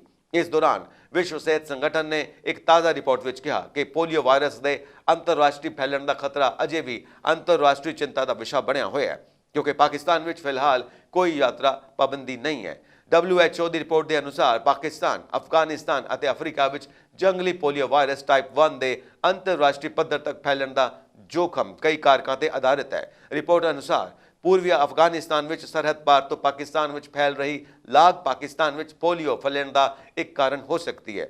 ਕਮੇਟੀ ਨੇ ਕਿਹਾ ਕਿ ਦੱਖਣੀ ਅਫਗਾਨਿਸਤਾਨ ਵਿੱਚ ਟੀਕਾਕਰਨ ਤੋਂ ਬਾਅਦ 0 ਡੋਜ਼ ਵਾਲੇ ਬੱਚਿਆਂ ਦੇ ਵੱਡੇ ਸਮੂਹ ਨੂੰ ਦੱਖਣੀ ਖੇਤਰ ਵਿੱਚ WUPV1 ਦੇ ਦੁਆਰਾ ਫੈਲਣ ਦਾ ਲਗਾਤਾਰ ਖਤਰਾ ਹੈ। ਰਿਪੋਰਟ ਵਿੱਚ ਕਿਹਾ ਗਿਆ ਕਿ ਦੱਖਣ ਪੂਰਬੀ ਅਫਰੀਕਾ, ਮਲਾਵੀ, ਮੋਜ਼ਾਂਬਿਕ, ਜ਼ੈਂਬੀਆ ਅਤੇ ਜ਼ਿੰਬਾਬਵੇ ਵਿੱਚ ਮੁਹਿੰਮਾਂ ਦੌਰਾਨ ਉਪ ਅਨੁਕੂਲ ਟੀਕਾਕਰਨ ਕਵਰੇਜ ਪ੍ਰਾਪਤ ਕੀਤਾ ਗਿਆ।